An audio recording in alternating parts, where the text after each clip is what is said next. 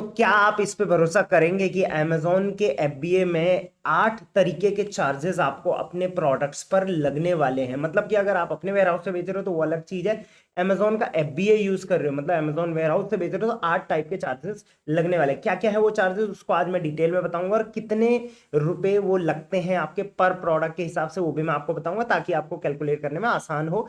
मैंने एक वीडियो बनाई थी Amazon FBA कैलकुलेटर, अगर आप देखेंगे तो ये वीडियो मैंने बनाई थी आज से लगभग 1 साल पहले, जहां पर मैंने बताया था कि Amazon पर अगर आप FBA में सेल करना चाहते हैं तो आपको किस तरीके से अपने प्रोडक्ट का रेट डिसाइड करना है, और नॉर्मल है तो किस तरीके से डिसाइड करना है। तो ये आप जरूर चेकआउट कर लेना।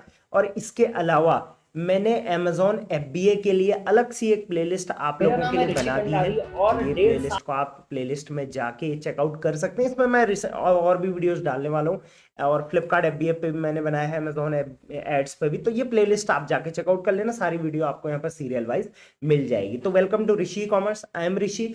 और एक ऑर्डर मैं आपको दिखाऊंगा भी जो Amazon FBA से हमारे क्लाइंट को आया है, तो इस पे कितने चार्जेस लगे हैं और कितना सेटलमेंट आ रहा है वो भी मैं आपको यहाँ पर शो करूंगा। तो चलिए वन बाय वन हम यहाँ पर चार्जेस स्टार्ट करते हैं। जो चार्जेस आपको पहली बार पता चल रहे हैं ना, उनको आप कमेंट जरूर कर देना, मुझे पता चल जाएगा कि मैंने क्या नया इस वीडियो में बताया है। और वीडियो को लाइक करना आप लोग भूल जाते हो, लाइक कर देना, सब्सक्राइब चैनल को जरूर कर देना, ठीक।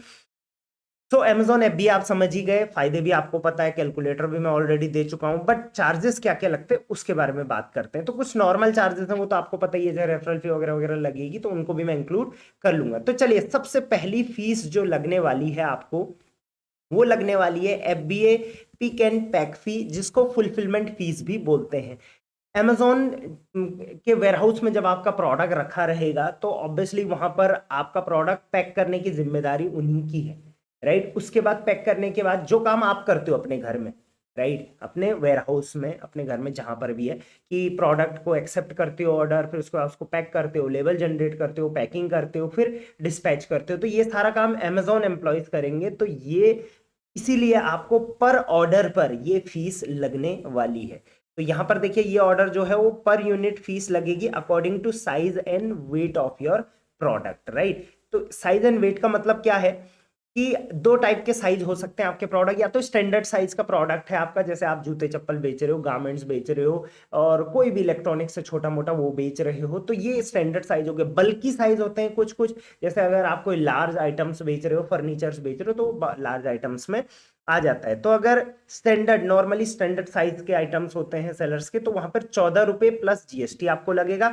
और बल्कि साइज है तो 26 रुपए प्लस GST आपको लग जाएगा। तो पहला फीस ये आप नोट कर लेना। दूसरा फीस लगती है, अब आपने वहां प्रोडक्ट रखा हुआ है वेयरहाउस में Amazon के, तो वो कोई ना कोई जगह घेर रहा है वहां पे, तो उस जगह घेरने की वजह से आपको यहाँ पर मंथली इन्वेंट्री स्टोरेज फीस एक लगने वाली है, जो कि हर महीने की 7 तारीख से लेके 15 तारीख के बीच में आपके पेमेंट में से कट जाएगा। अब ये पर यूनिट नहीं लगेगा, ये लगता है fees on amount of space और प्रोडक्ट ऑक्युपाई, कितना स्पेस आपके प्रोडक्ट ने घेरा है उस हिसाब से ये चार्ज आपका लगने वाला है। तो ये इसका मैं आपको ब्रेकअप बता देता हूं।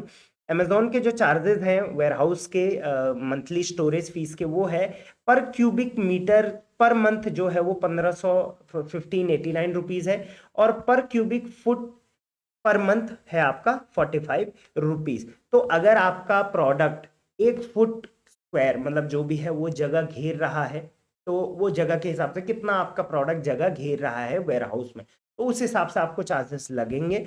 फुट का ये रेट है और मीटर का ये रेट है। तो जनरली जो सेलर्स होते हैं उनके 50 से 100 प्रोडक्ट वहां पर डले होते हैं। अब 100 प्रोडक्ट आप लगा लो जब वहां पर रखेंगे, तो कितने क्यूबिक मीटर की वो जगह लेगा, राइट। तो इस हिसाब से आप चार्जेस इस पे कैलकुलेट कर लेना। मैं एग्जैक्ट यहाँ पर नहीं बता सकता, बट सेलर्स का कभी 1000 रुपए 500 रुपए के हिसाब से भी पर मंथ यहाँ पर जाता है, राइट। तो ये हो गई सेकेंड फीस।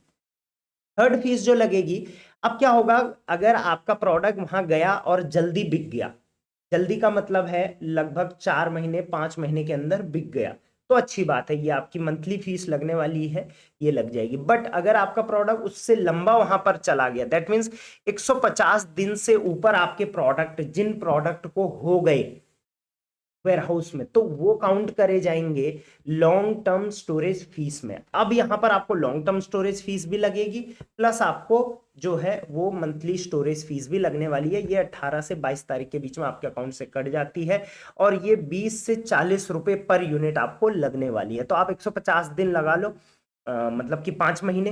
तो 5 महीने के आप कोशिश करोगे जो भी प्रोडक्ट आप भेजो अमेजोन FBA में, तो 5 महीने के अंदर अंदर सेल हो जाए, तो टॉप सेलिंग प्रोडक्ट ही बेचना जो रहता है वो फेवरेबल रहता है। तो 20 से 40 रुपए पर यूनिट आपको यहाँ पर एक्स्ट्रा देना पड़ेगा, तो वो दिक्कत हो सकती है आपको, ऑब्वियसली होगी, जितना प्रॉफिट नहीं उतना लॉस में यहाँ पे चले जाएंगे। तो जब भी आप वेयरहाउस में काम कर रहे हो किसी भी फ्लिपकार्ट के, अमेजोन का, मीशो का, तो इस चीज का ध्यान रखना, वही प्रोडक्ट बेचें जो जल्दी बिक जाए वहां से।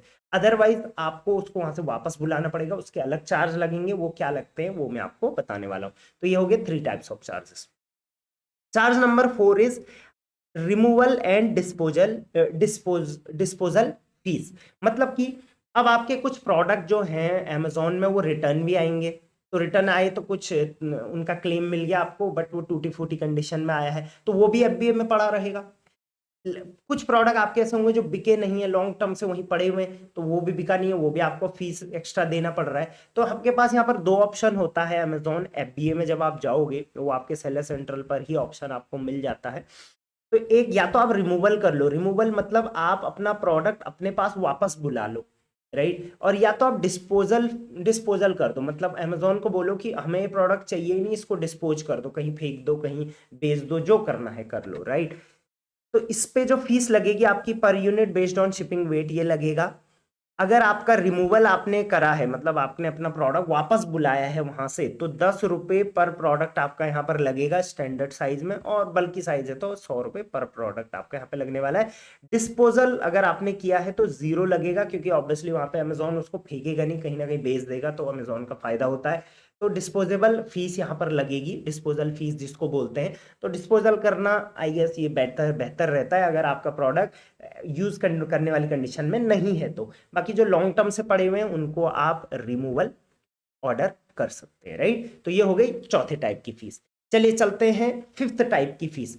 अब आप चाहते हो ना आपका प्रोडक्ट भाई मुझे वापस नहीं बुलाना, 10 रुपए पर प्रोडक्ट मैं नहीं देना चाहता, ना मैं डिस्पोज करना चाहता हूं, मेरे को कुछ नहीं मिलेगा, तो मैं क्या कर देता हूं, लिक्विडेशन कर सकता हूं। लिक्विडेशन का मतलब अब अमेजोन आपके जो प्रोडक्ट वहां पर पड़े हुए हैं उनको बेच देगा किसी थर्ड पार्टी के थ्रू किसी को, तो उनको बोलते हैं अमेजोन के लिक्विडेशन पार्टनर। तो बहुत सारी कंपनीज होती हैं जो अमेजोन के लिक्विडेशन पार्टनर होते हैं। वो अनसोल्ड इन्वेंट्री जो होती है अमेजोन में, वो सेलर के ऑर्डर पर, जब सेलर ऑर्डर करेगा तभी, तब जाके आपका जो इन्वेंट्री है वो सेकेंड हैंड या जो भी तरीका है उनका, उस तरीके से बेच दिया जाएगा।